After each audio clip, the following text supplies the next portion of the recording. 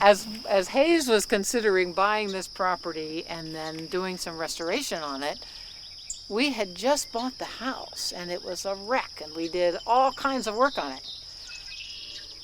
So when he proposed buying more land, I was like, you gotta be kidding me. So what did he do? He went ahead and worked with U.S. Fish and Wildlife, Three Valley Conservation Trust to put it in an easement, Pheasants Forever to do the planting, JF New Consulting Company to do wetland plants. And then he brought me out here and he stood me kind of right over there and said, okay, here's what we can do.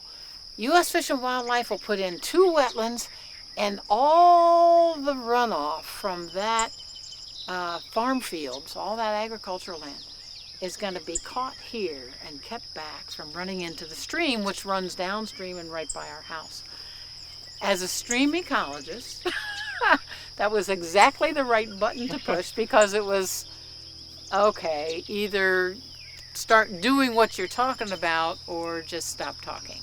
And so that's kind of what got me interested, was the possibility of this as a buffer to the stream.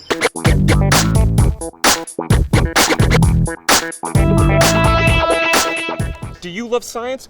Of course you do. So stay up to date on all things science around Cincy by subscribing to our channel and follow us on Instagram and Twitter @SciAroundCincy.